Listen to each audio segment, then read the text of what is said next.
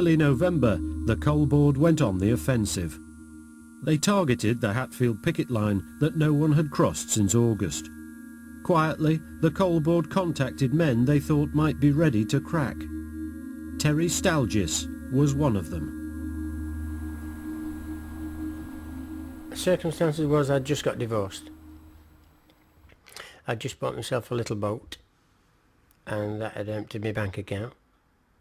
So I was flint skint. No money, what am I going to do? Can't keep going down to my mum's expecting her to feed me all the time. Because she was going on 70, 60, 68. So I went back to work. I had to go back to work. So, on the morning of November the 8th, Terry Stalgis met a bus taking men through the Hatfield picket line. The police had been told trouble was likely. What we were told that morning was that it would be a highly territorial thing.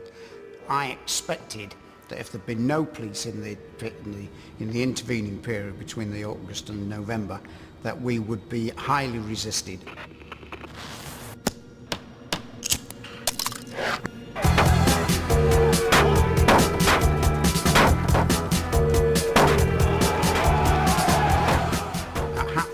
As you looked up, the sky would go dark with bricks, bottles, pieces of railing, all come just raining down on you.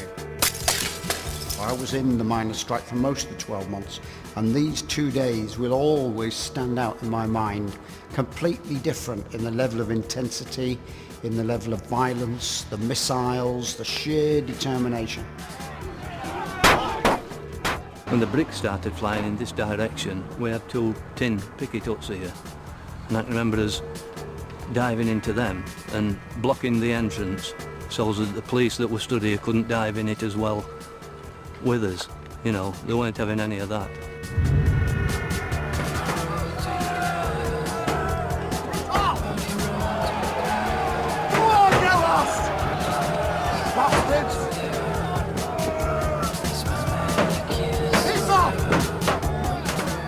It's a form of patriotism. That's what Hatfield was like. It was a form of patriotism because we were defending that. We were defending the pit gear because that represented something. And that represented something that we were going to lose. This was their pit, this was their livelihood. But of course, I was equally determined that we were not going to be driven out of that pit.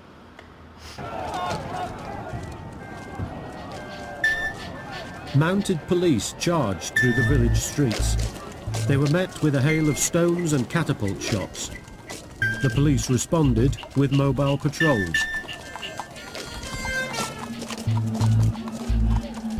One of those patrols came across Harry Harl. So I'm coming along here, messing about, giving it that again. I looked up and the van pulled up. I realised then I was in serious trouble.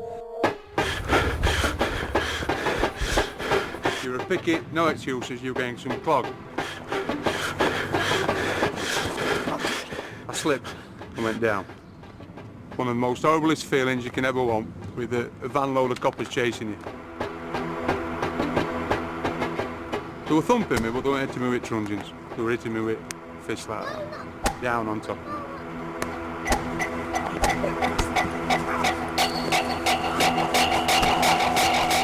In handcuffing Harry Harl, the police smashed the bones in his lower arm, leaving him in plaster for 6 weeks. They came to knuckle and they came to crush, and they really attacked and really made us have it. The police officers did what they were trained to do. They stood their ground, they were well disciplined. It was quite a scary thing, and they did a good job. Bill King's successful tactics marked a turning point. Hatfield Main had cracked. A trickle back to work started at Hatfield. But the police officers were not celebrating. You couldn't overlook the fact that in front of you there were hundreds and hundreds of young men who were probably about to lose their jobs. Nobody in the buses, not in the PSU and the police, were unaware of this fact. Most of us, including me, we were all working class boys. We all knew what the situation would be. You could look around the situation. There was no other work. This is a village with a pit in the middle of nowhere.